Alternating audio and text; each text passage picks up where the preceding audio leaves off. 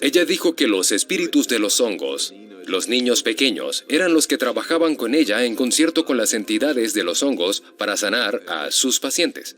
Así que Gordon Wasson regresó con un fotógrafo y un equipo de periodistas y publicó un artículo en la revista Life, que llegó a todos y cada uno de los hogares de los Estados Unidos. E inició el movimiento psicodélico en la década del 60. Expuso que este hongo existía en México, lo cual alteró la conciencia del linaje chamánico. El 13 de mayo de 1957, la revista Life publicó las fotografías de Wasson, y la historia de los rituales con los hongos se extendió por el mundo occidental. Grandes grupos de estadounidenses llegaron a este pequeño pueblo en búsqueda de la experiencia más transformadora que pudieran encontrar. Sabina dijo que no funcionaba de esa forma.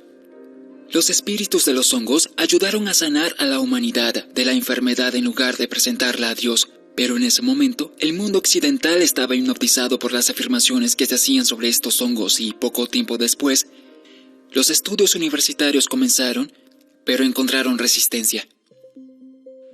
No es nada inteligente, no hay nada maduro ni sofisticado en drogarse con LSD. Son unos completos tontos. ¿Cree que no está bien fomentar el uso de drogas ilegales en estudiantes universitarios?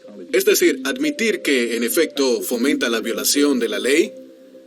Bueno, nunca le digo a nadie qué hacer con su cuerpo, porque hablamos de la primera y última frontera de la libertad, mi cuerpo. Timothy Leary formó parte de los estudios originales de los psilocibios en la Universidad de Harvard. 40 años después de estos estudios y después de que la prohibición de los alucinógenos se derogara, el profesor de Psiquiatría y Ciencias del Comportamiento de la Universidad Johns Hopkins, el Dr. Roland Griffiths, retomó la investigación sobre los psilocibios. Comenzamos nuestros estudios en el año 2000.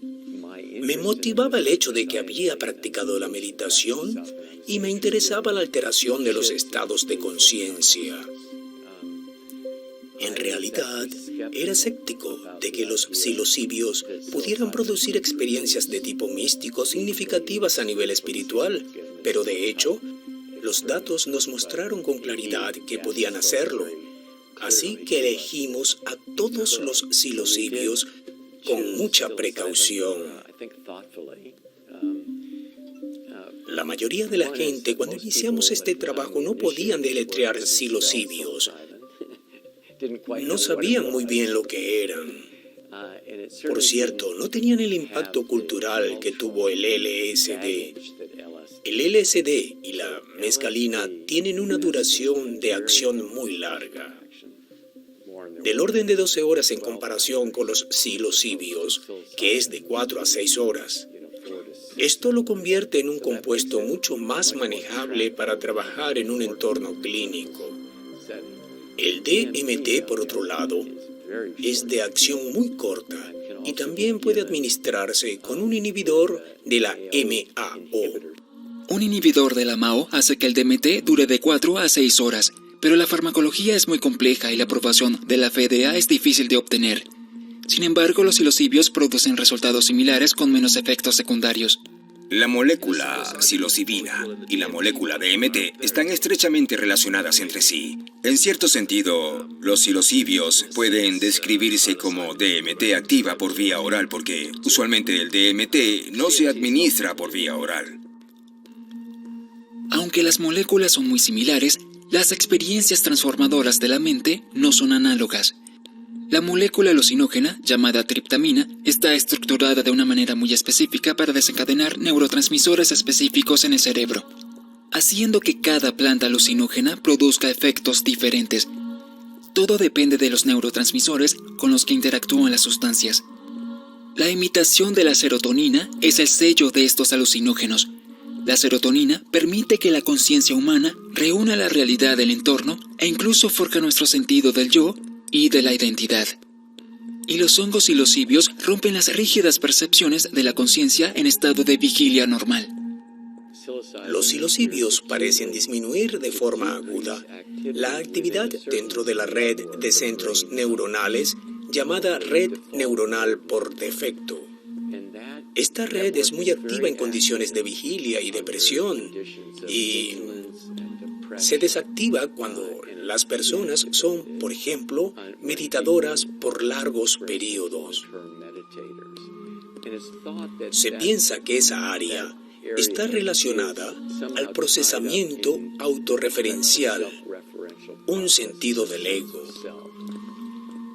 Los psilocibios disminuyen las conexiones sinápticas y funcionan de la misma manera en que la meditación reduce la actividad en esa red neuronal.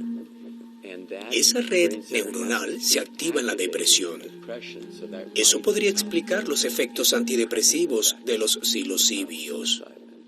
El hecho de que las imágenes cerebrales muestren resultados similares entre los beneficios de los psilocibios y la meditación no solo confirmó lo que Timothy Leary, Richard Albert y Ralph Messner estaban buscando en los estudios originales de Harvard, sino que parece reafirmar las propiedades curativas de las antiguas tribus chamánicas. Porque los adeptos espirituales ven las experiencias que encuentran en los psilocibios la percepción de los dominios superiores. No son necesarios para lograrlos. Si se hace de manera irresponsable, atrofiará nuestras facultades internas que nos permiten alcanzar estos estados sin estas sustancias. El uso sensato de los alucinógenos es visto por muchos como un simple recordatorio de que estos estados existen, que la curación interior es posible y que la conciencia humana no es estática, sino un fenómeno en constante evolución. Por lo tanto, los meditadores a largo plazo y los voluntarios de los hongos en Johns Hopkins aprovechan su propia neurología y perturban la identidad interna negativa, lo que no funciona. ¿Qué significa que desestabilizar el sentido del ego podía ser útil para la curación? La enfermedad humana radica en nuestras creencias sobre nosotros mismos y en cómo encajamos en el mundo que nos rodea. ¿Por qué se observan los mismos efectos en los meditadores a largo plazo?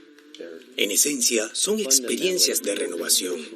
Quienes las experimentan las describen como si tuvieran una interconexión con todas las personas y cosas, un sentido de santidad, un valor de verdad y autenticidad, de un convencimiento y una autenticidad excepcionales, un estado de ánimo positivo, un sentido de amor o de receptividad, trascienden el tiempo y el espacio.